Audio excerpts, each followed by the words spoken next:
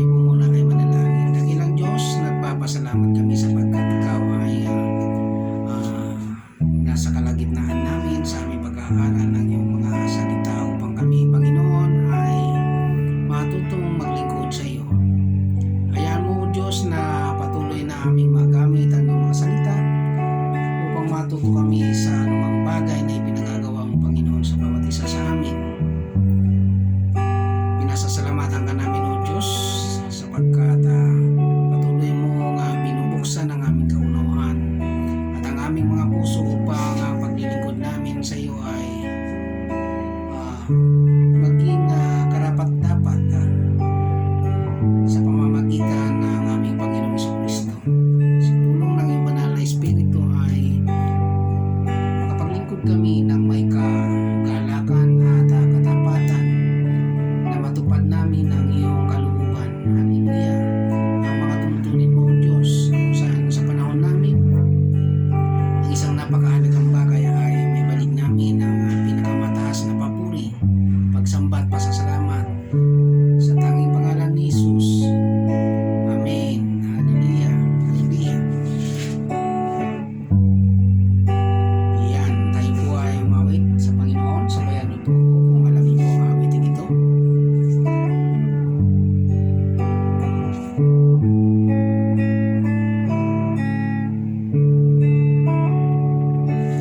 Beautiful Lord, wonderful Savior, I know for sure all of my days are held in your hands, crafted into your perfect plan. You gently call me into your presence, guiding me by your Holy Spirit. Teach me, dear Lord, to follow my life through your eyes. I'm captured by your holy calling. Set me apart. I know you're drawing me to yourself. Lead me, Lord, I pray. Take me, mold me, lead me beside me. I give my life to the Father's hand.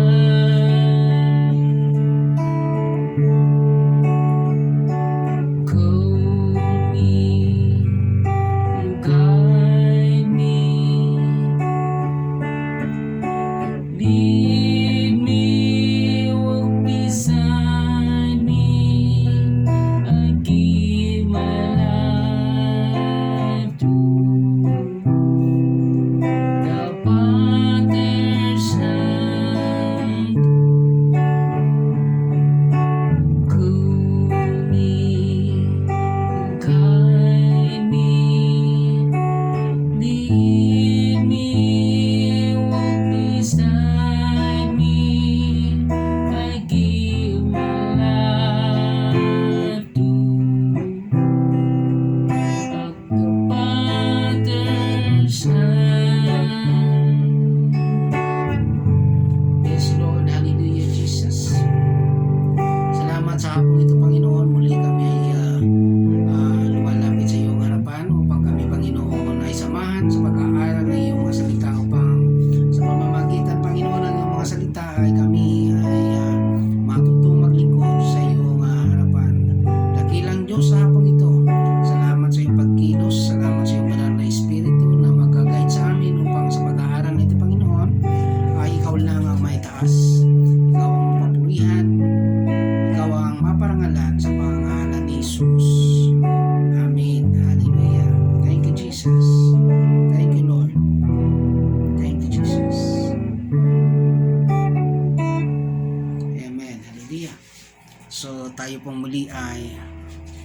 mag-aaral. Sa pamamagitan ng ating pag-aaral ay tayo po ay maluobin ng Diyos na matutong maglingkod sa kanyang banal na pangalan. So dito po ay magbubukas tayo ng aklat ng Deuteronomy chapter 10 verse 12 to 14. So sabi po diyan, sinabi niya sa akin, sabi niya diyan 10:12 to 14, Bayang Israel, ano nga ba ang nais ni Yahweh mula sa inyo? Ang gusto lang naman niya ay igalang ninyo siya, sundin ang kanyang mga utos, ibigin siya, paglingkuran ng buong puso't kaluluwa, at tuparin ang kanyang mga bilin at tuntunin. Ito rin naman ay para sa inyong ikabubuti. Ang pinakamataas na langit, ang daigdig, at ang lahat ng naririto ay kay Yahweh. Purihin ang Diyos. So dito po ay pag-aaralan natin para tayo ay matulungan na ma-encourage na tayo po ay maglingkod sa Diyos, sapagkat ito po ay kabilang sa pagpupuri natin sa Diyos. So dito po ay bubuksan natin ang ating aklat sa pamamagitan ng Deuteronomy chapter 10 verse 12 to 14 upang mabuksan din ang ating kaunawaan, ang ating mapukaw ang ating damdamin at ang ating kaisipan ay magkaroon ng kaunawaan kung paano ang pagpupuri sa Diyos. So dito po ay tutunghayan po natin ang paglilingkod, no? Ang sabi po ng 12, Bayang Israel, ano nga ba ang nais ni Yahweh mula sa inyo? So bigyan po natin ng time ang ating sarili na isipin natin na tayo ang kausap ng Diyos, dahil tayo po ay nag-aaral, tayo po ay nagpupuri at sa Diyos, hindi po sa tao. Kaya nga po dito makikita natin na sinasabi dyan, ang bayang Israel, ano nga ba ang nais ni Yahweh? Ang Yahweh pong tinatawag dyan ay ang Diyos mula sa inyo. So ito po ay pangkalahatan, no? Hindi lamang sa mga Israelita, kundi pag sinabing sa inyo, kasama po tayong lahat doon. So dito po makikita natin na sinasabi dyan, ano nga ba ang nais ng Diyos na nagmumula sa atin? So pansinin po natin sa ating pong pagsamba, sa ating pong pagpupuri. So di ba nag-umpisa tayo sa panalangin, pag-awit sa Panginoon at pag-aaral ng kanyang salita, at dito po sinasabi diyan, ano yung nais ng Diyos na maibalik natin? Lahat ng nasa atin, lahat ng nakikita natin, lahat ng nilikhang nandiyan sa paligid natin ay pag-aari ng Diyos. So ano ang maibabalik natin? Ano na ba ang nagawa mo para sa Diyos? Wala. So dito po, ang tanging hinihiling lang ng Diyos, babaybayin po natin. Ang tanging kailangan lang ng Diyos na makita at gusto lang niya na magawa natin para sa Kanya, ay ito po yun. Sabi niya dyan, una, ang gusto lang naman niya ay igalang ninyo siya. Una, igalang, respect, no? Sundin, obey, sabi niya dyan. At sabi niya, ang kanyang mga utos, obey the command of God. So sabi niya dyan, ibigin siya. Yun, ibigin siya, love Him. So dito makikita po natin na tayo po ay kinakausap dito. Aralin po natin ang chapter 12 na yan. Napakaganda po, matutunan po natin yan. Sabi niya, paglingkuran ng buong puso at kaluluwa. Hallelujah. So dito ay mayroon po tayong napakagandang halimbawa na kung kailan ay dapat nating maibigay sa Diyos yung mga bagay na nais niyang ibigay natin sa Kanya. Ano yon? Paggalang. Hallelujah. Sundin ang Kanyang mga utos. Ibigin siya. Paglingkuran siya ng buong puso at kaluluwa. Amen po ba? Yan po yung pinag-aaralan natin, serving, no? nilikha tayo ng Diyos upang tayo maglingkod sa Kanya. Amen po ba? Then sabi niya diyan, sa 13 po ay tuparin, no? Ang kanyang mga bilin at tuntunin. Hallelujah.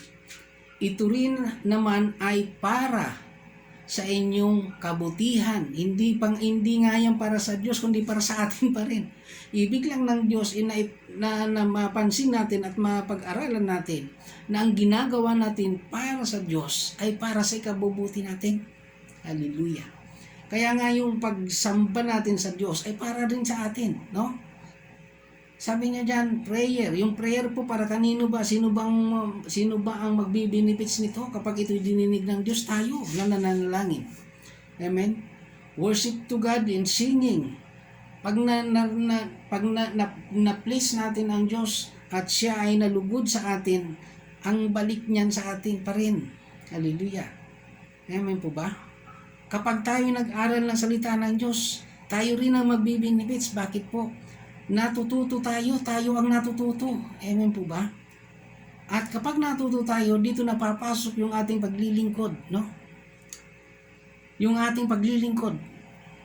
At kapag tayo ay naglilingkod na sa Diyos at alam na natin ang kanyang mga salita, napag-aralan na natin ang kanyang salita, na sinasabi nga po diyan, na tuparin ninyo ang kanyang mga bilin at tuntunin. Ito rin ay naman para sa atin, hindi para sa kanino man. Kaya nga po, sabi nga dyan, lahat dapat ng membro ng pamilya, lahat ng dapat nais makasunod sa Diyos at nais makinabang sa ikabubuti ng ating buhay, kailangan nating